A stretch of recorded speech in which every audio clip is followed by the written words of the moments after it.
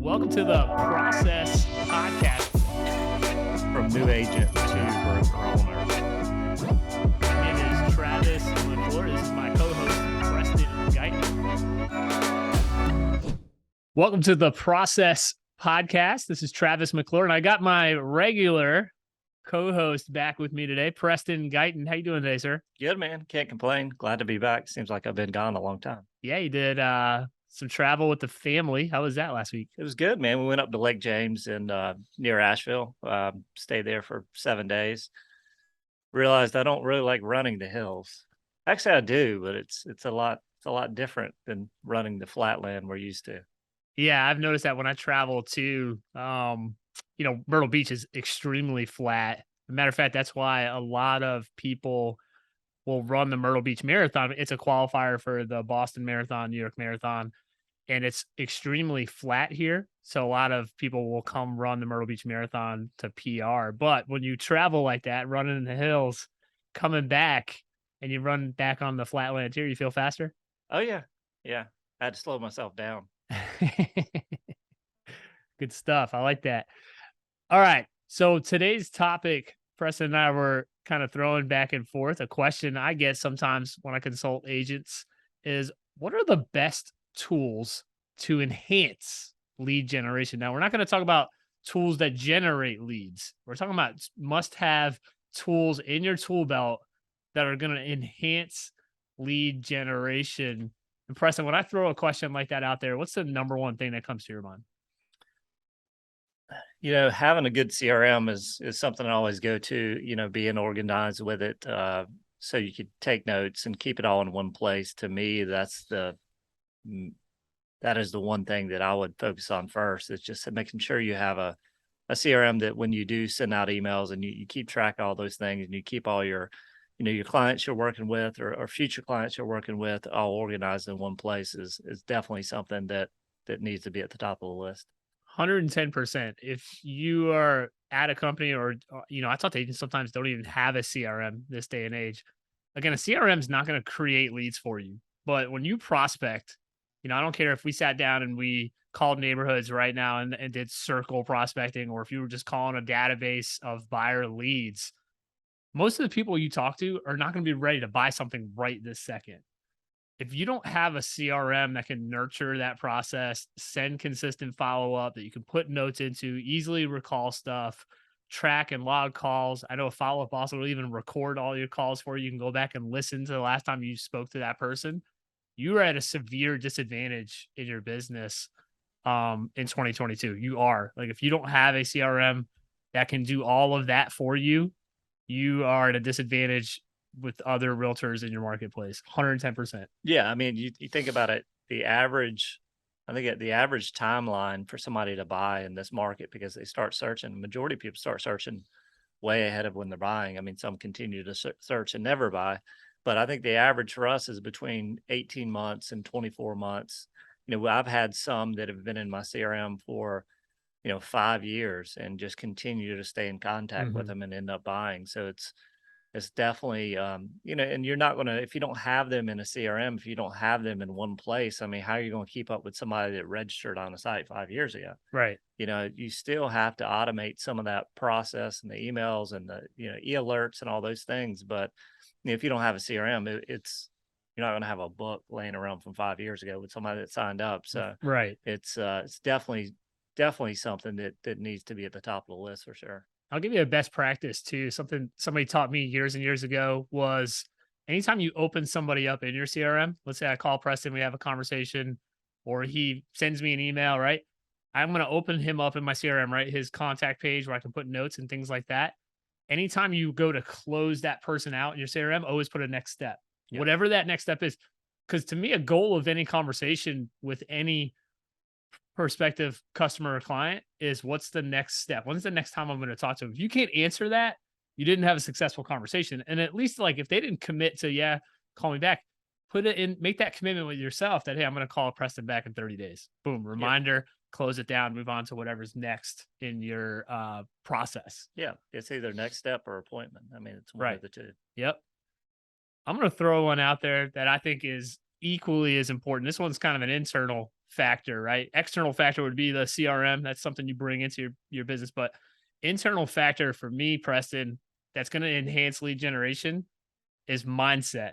To me, it's twofold. You have to have an extremely professional personality that's going to attract people to want to work with you, right? Like call that the attractive personality, right? And think about like if you go into a business and there's somebody behind a counter and you approach them for help and they're grumpy to you, how Hey, how you doing? yes, you're probably not likely to want to revisit that business, right? Yeah. That's an example of someone who didn't have an attractive person, someone who's not attracting business. Versus you walk into a store and someone greets you, they make eye contact, they ask you if there's anything they can do to help you out. Maybe they engage in some conversation with you outside of whatever else, based on a t-shirt you're wearing or something like that. Instantly, you've built rapport with that person. That's the example of professional and attractive personality people want to work with. But the other piece of mindset that I think is extremely important, and new agents especially struggle with this. And I've even seen experienced agents when it comes to prospecting. Some agents are scared to prospect, Preston, because they don't truly believe that they add value to the person that they're calling. So, like, if I'm going to sit down and make circle prospecting calls, I use that as an example because that's a little bit scary to a lot of agents.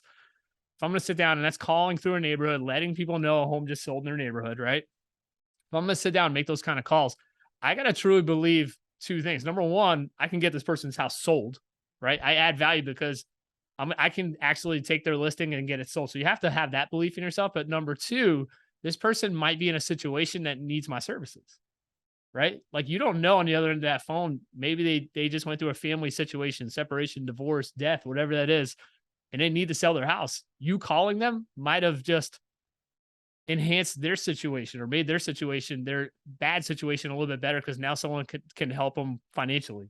Yeah. Right. Sure. There's a lot of different things, and that's just an example, but there's a lot of different things where realtors add value to people. But if you're not making that contact, you don't have a chance to.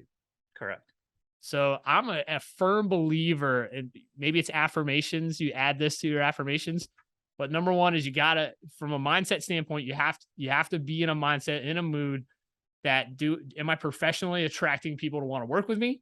And number two, I truly believe that I can help people that I talk to. I cause houses to sell, or I help buyers find the perfect home. I'm truly capable of doing that. And do I put that out there that people can feel that presence when I talk to them? Yeah, I mean, definitely the energy, you know what I mean? When you think about energy, even when you get on the phone and call somebody, you know, we say stand up, you know, smile when you Mhm. dial, do all those things. I feel like that passes through the phone and people know, and people, you know, people will listen more. If you call somebody and say, you know, there's no energy there, then most likely the conversation is not going to go well.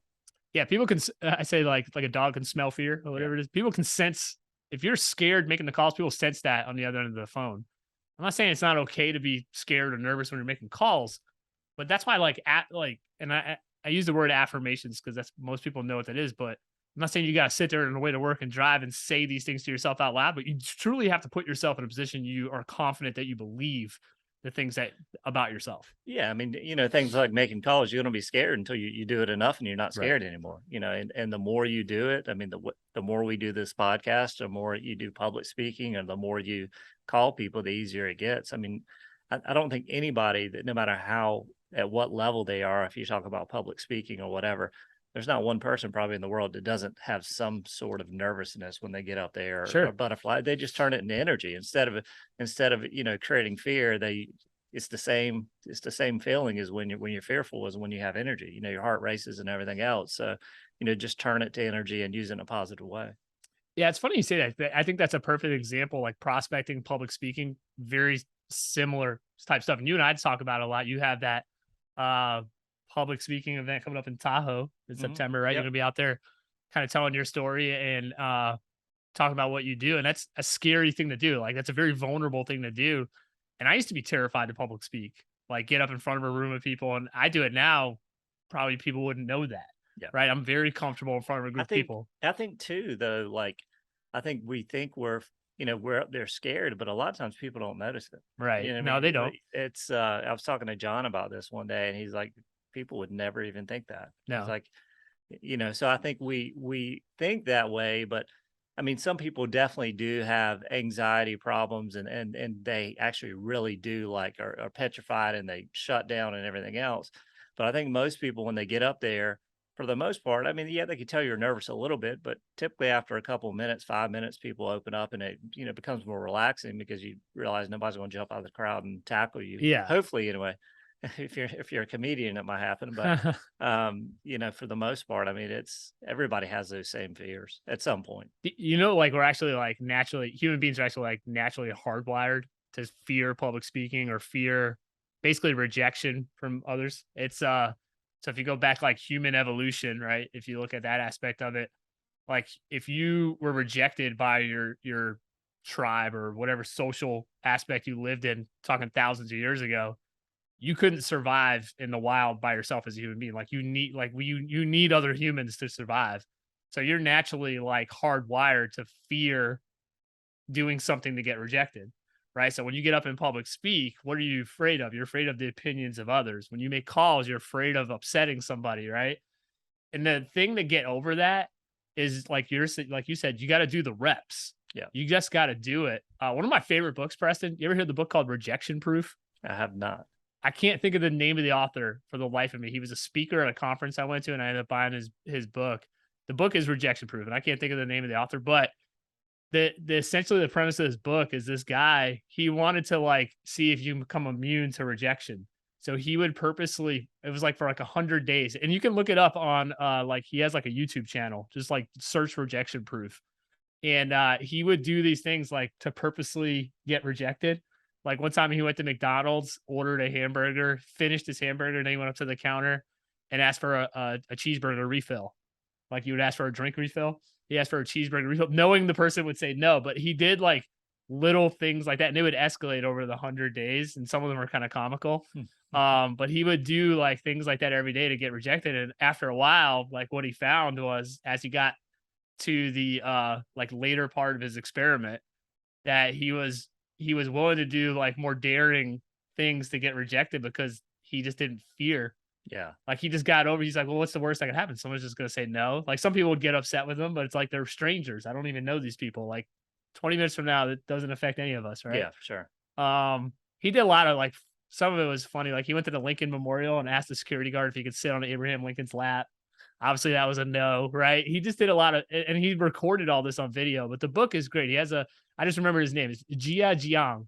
It's a Jia Jiang, Rejection Proof. Great book, great read. If you look him up on TED Talks, he's like one of the most watched TED Talks as well. But so that's mindset. Preston, what's your second tool to enhance lead generation? Um, for me, I think, once you have the leads, I mean, that's great. And, once they're in there, but just online presence, being present online, there's so many things you could do for retargeting and being in front of them, an online presence, whether that's email or whatever, basically you have that person. There's ways to stay in front of them, especially in this day and age, there's a lot of ways you can stay in front of them, just having an online presence and having a presence online that doesn't like, don't, check your social media, make sure your online presence isn't one way when you're working and then another way, I mean, you got to be Right. careful, especially in sales. I mean, we all have our own personality, we have our own likes, but in this business, you got to understand you're always in the public, you're always in the, spotlight. You need to make sure that your online presence is a way that people are going to want to buy from you and work with you. You have to be, especially this day and age, you're going to offend somebody. You got to be, tread lightly, try to offend, try not to offend, especially in sales for sure, because, you offend one group or another group and that could exclude 20, 30, 40% of the population. Yeah, I could agree with that more. I mean, it goes back to what I said. I spoke about being professionally attractive, right? Like your online. A lot of realtors don't realize this. You're a business. People will Google you, look you up on Facebook before they meet up with you, right? Like, and trust me, they've a lot of times people are searching and finding houses in multiple platforms, multiple websites.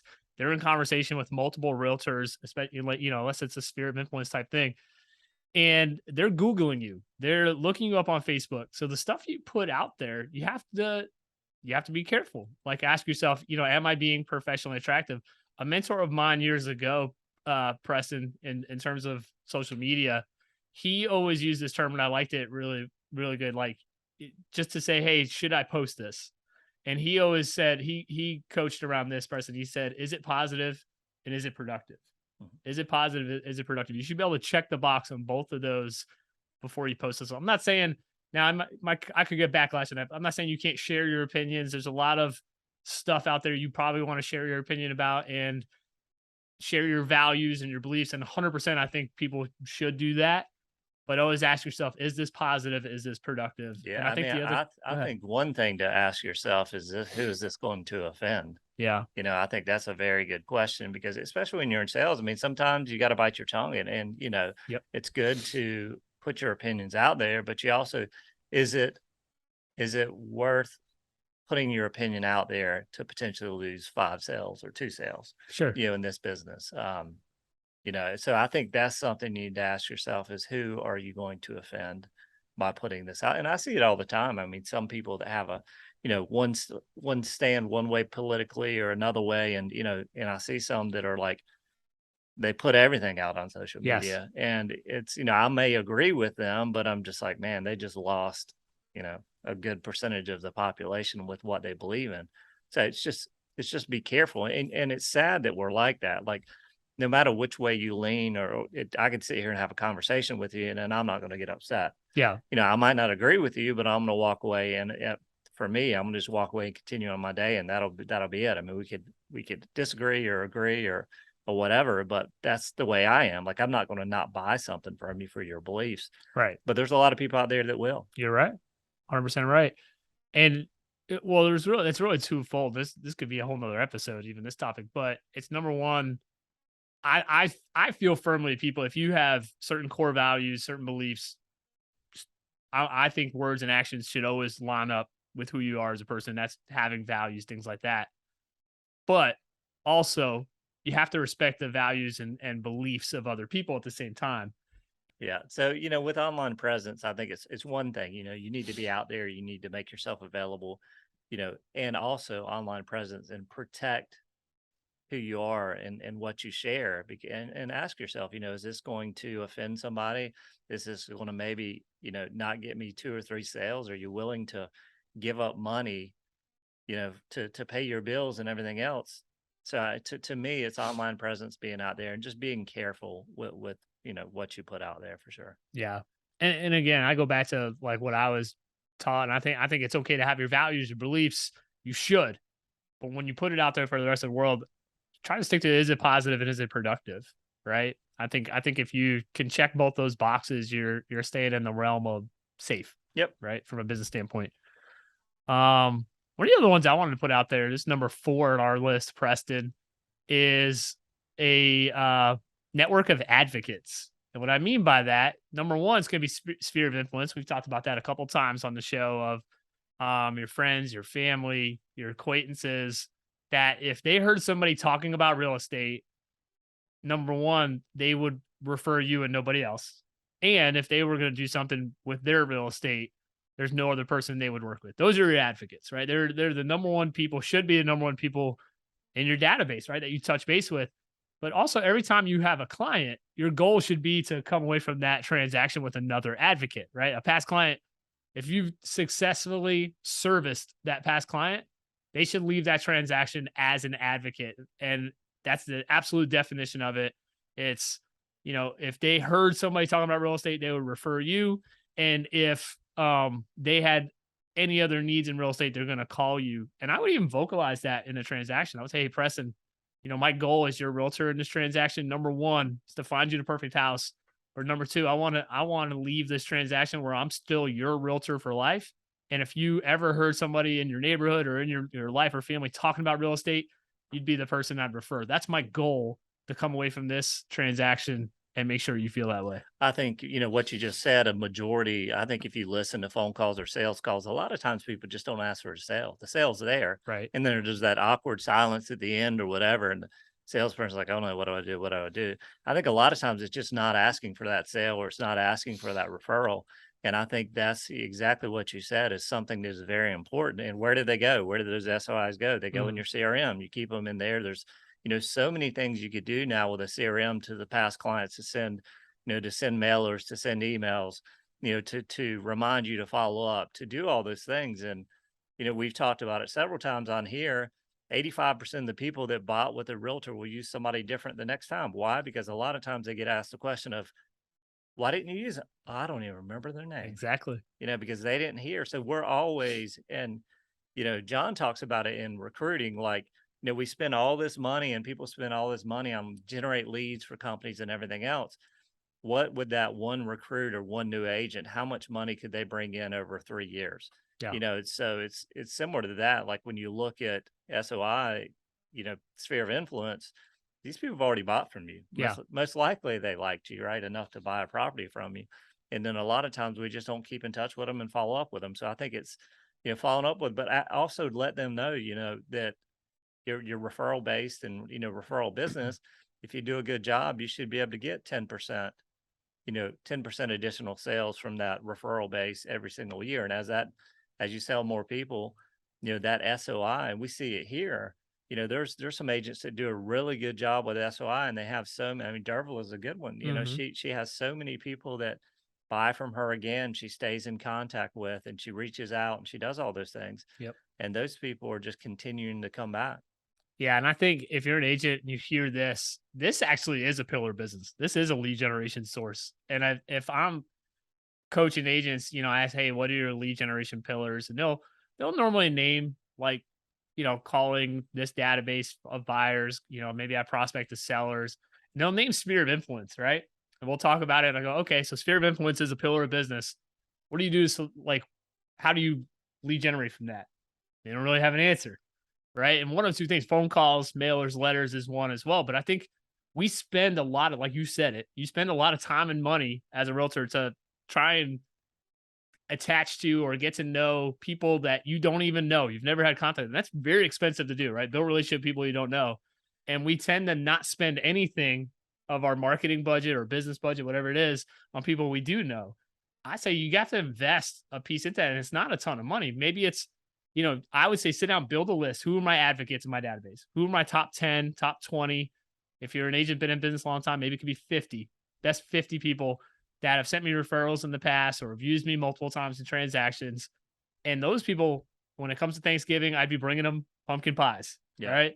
Or I'd be, make sure they're on the Christmas card list, right? Or maybe a Halloween, you send them flashlights for the kids. Things like that is how you stay top of mind. And that's a really small investment that has a ton of mileage in your business. When you're a new agent, I mean, you said SOI past clients, but then when you're a new agent, when I got in the business, the first thing I did was, it was before a CRM. Well, there was probably This when you had the Rolodex. yeah. So it's like, put 100 names down. It's like family members, friends, cousins, whatever, past managers, past employers, all those things. And you reach out to them, say, hey, I'm in the real estate business now. I just want to let you know if anything comes up, you need help, please let me know. Mhm. And a lot of times they may have a family member that is in the business, but that family member doesn't do a good job of reaching out. So they ended up, I mean, how many times have you heard where somebody will say, oh, a family member used somebody else? Yeah. I'm like, did you reach out to them and let them know that you're in the business, that Right. you're, to reach out if you have any questions or whatever. So, that's something to do is really when you first get in the business, the first list you need to come up with is your SOI, meaning family, friends, past employers, all past managers, maybe, college, whatever it is, professors, any of that you had a good relationship with. And a lot of times those people will love to hear from you. If you just Yeah. pick up, call them and say, hey, I'm in this business. And if you had a good relationship with them, they'll probably be very happy that you did call and reach out. Yeah, and I think the other message it sends too, when you do make those, whether those calls, number one, or like I suggested, like bringing the pumpkin pies on Thanksgiving, things like that. It also suggests that you're full time. Yeah. There's a lot of people that have real estate licenses that don't do this full time. And if I'm gonna list my biggest asset in my life, which is my house, I'm gonna put it on the market and try and sell it. I'm probably going to lean towards somebody who does this full time every day. And I think when you do stuff like we're talking about, it definitely suggests to your sphere that, oh, this person does, this is their career. This isn't a hobby. Oh, yeah. And I think that's an important message to send. Yeah. And I mean, you think about it this way too. Like, I love helping new agents. I love seeing people become successful. I mean, that's probably one of my most favorite things to see in this business is just see somebody that comes in, just gets started a couple years later. They're, killing it, selling a lot of real estate, doing a really good job and having a lot of success. And I think for the most part, most people, when you reach out to them and you're new in this business and selling real estate, they want to see you successful. There's not many people you reach out to and you're new in business are like, oh, I don't want to see that person succeed. Mhm. I think most people really want to see, somebody successful that puts in the work. And it's a blessing to see somebody come into our business, whether it's here or just new in the business, and 3 years down the road, 4 years down the road, they're buying the house they always wanted. Their, Right. dreams are coming true and everything else. And in this business, you can do that if you put in the work. I mean, it's as simple as that. You put in the work, you will be successful. You don't put in the work, you won't. I always give agents, brand new agents, I give every brand new agent the same piece of advice. You treat this like a full-time job, it'll pay you like a full-time job. You treat it like a hobby, it'll pay you like a hobby. That's right. All right, guys. So this is just to wrap up our four tools to enhance lead generation. There's a lot more out there we could probably break down and discuss, but four we would recommend you take a look at. Number one, CRM. Number two is your mindset. Number three is your online presence. And number four is your army of advocates. Who are the people that are going to recommend you no matter what? Yeah, it's presents, not Christmas present. All right, guys. Have a great rest of your day. Have a great week. See We will ya. talk to you soon.